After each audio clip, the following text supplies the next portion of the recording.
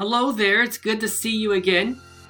Today I'm in my office, as I am most Mondays through Thursdays here in the summer.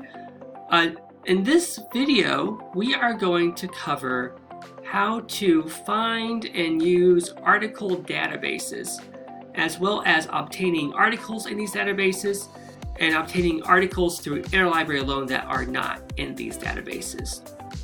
In the first video, we focused on this left-hand side search box that searched books, searches articles, and other materials. Today we're going to focus on the right-hand side of some of these buttons for more focused resources. You can do the everything search and limit to articles, and that will give you one set of information. However, limiting to one particular database will give you more focused results, which given where you are in your studies may be more helpful. I want to focus today on one particular database that you may not be as familiar with just in their searching, and but highlight two other ones. To access our databases, you can click on these buttons on the right hand side. We have direct links to go to EBSCO or JSTOR that you may be familiar with, or you can look at our whole list of databases. I'm going to click on the A to Z list of databases.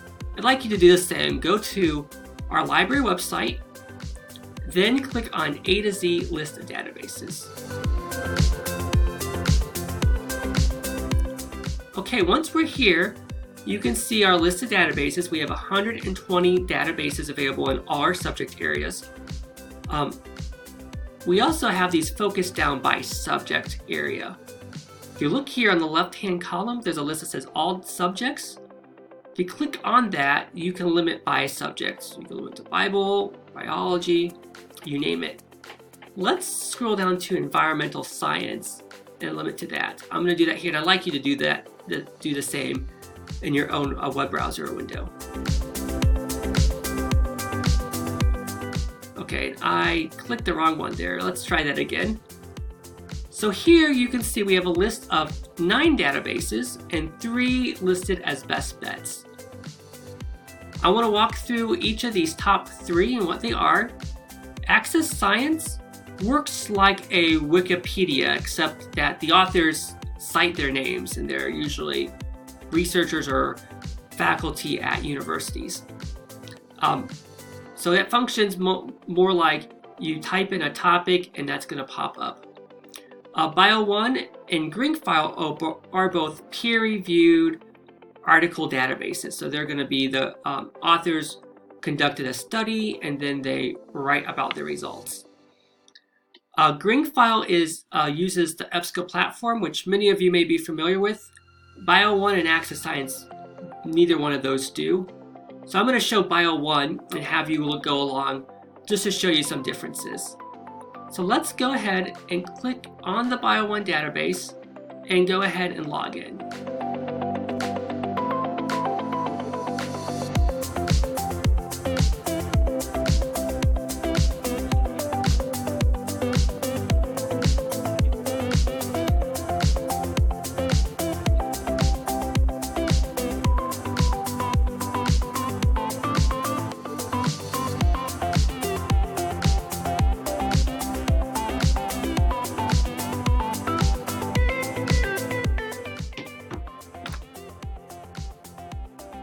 Okay, so we are in.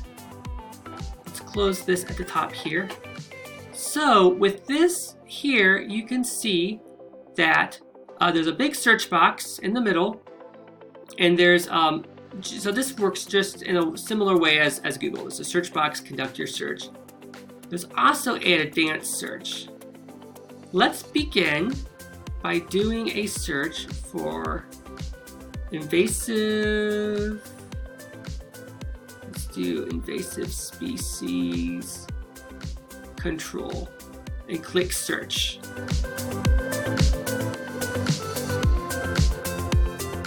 Okay, go ahead and do that yourself, and then let me know how many search results you found for yours.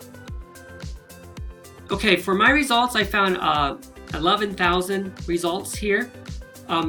Given the size of this database, that's a pretty high amount. Also, you may notice that these articles are not especially relevant on the topic at hand. They're not like screaming out procedures and processes to control or manage invasive species.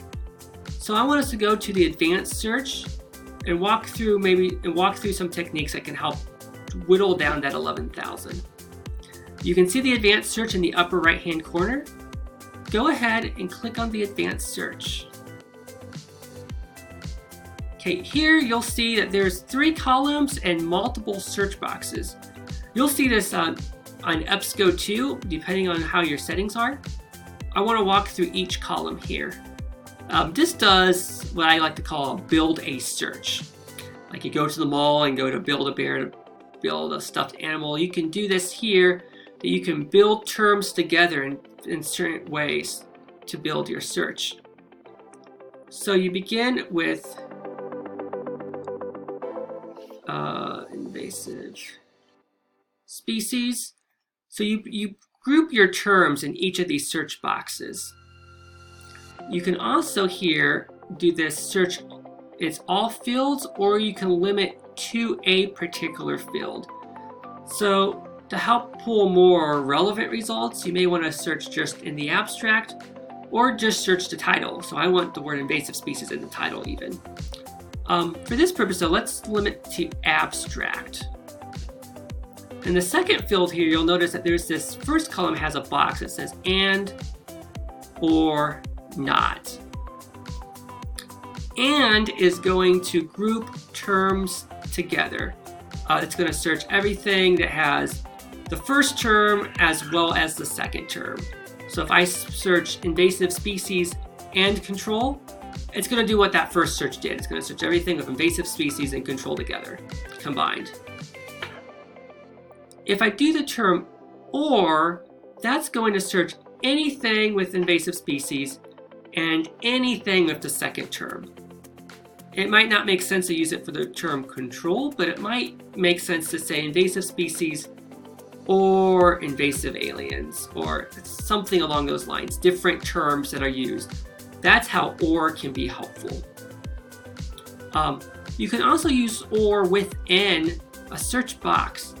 So let's say I do want to search, how do I control invasive species? So let's say control and containment. So let's say I'm going to search or containment. I'll do that. So I have that, and then I want to limit this again to the abstract. In my third search box, I'm going to do not. So with the word not, this helps you exclude terms that you don't want in your search. So let's say there's something such as aquatic. I want to search land and air invasive species, not those in the water. And I'm going to keep this to all fields because I want to get that term out of anything that pops up.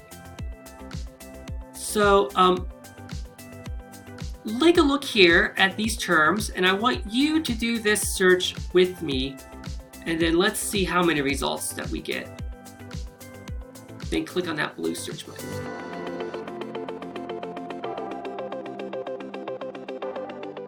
Okay, so you can see we found 75 results instead of 11,000 results. And you can see that these articles, the terms pop up a little better, especially like number 3, this one looks good. Maybe even the 4th one here. And this one here. These articles look right on for what we're wanting to look at. To look at the articles, you can themselves, you can click on that bluish download PDF if we have access to those, or you can click on the title and see more information about the article. So let's look at this first one here, since it's the top one.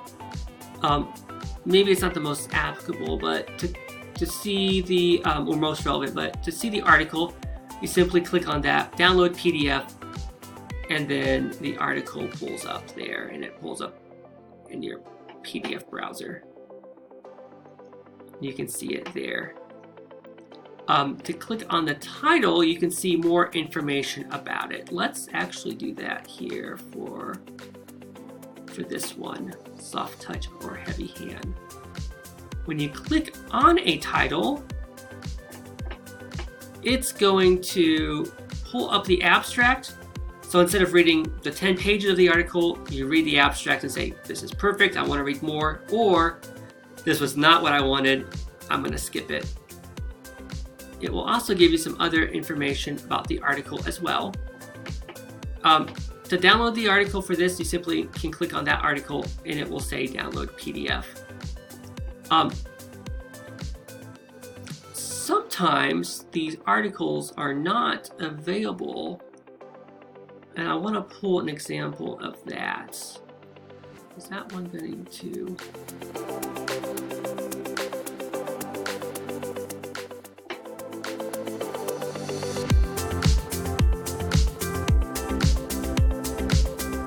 These are all going to work for me. That's great. Sometimes you'll find an article in this database that is not available for the full text article. And when you find that scenario, there's not a button here that tells you click on this to access, to request your interlibrary loan. But I want to show you how to do that. What you do is you keep the tab open with the article, but then you open a new tab and you go to the library website. Here you'll see at the very top there's a button that says Services. Click on Services and then look down and you click on the button Request Materials / Interlibrary Loan. So open a new tab, go to the library website, click on the Services link at the very top right hand corner of the page, and then let's click on Request Materials / Interlibrary Loan.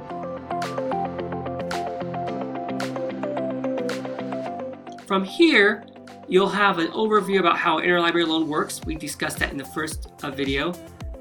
And then you can click on this blue button that says Make an Interlibrary Loan Request. You may have to sign in. If you're not already signed in, we should all be signed in. And then here's the same form that we saw before in our catalog. So you can click Student. I'm at Mary Lee. And then here you have to manually put in the information from the article. So here you would say, you simply go back and forth and you find the information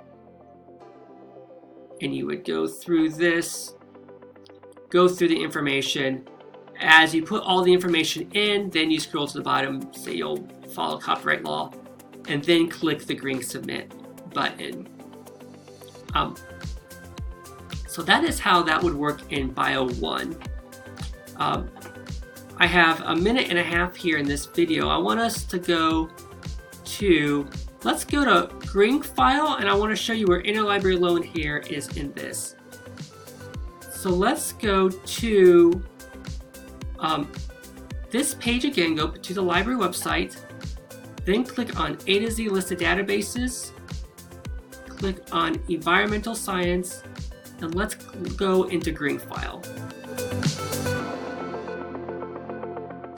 From here, we can do the same search in these search boxes.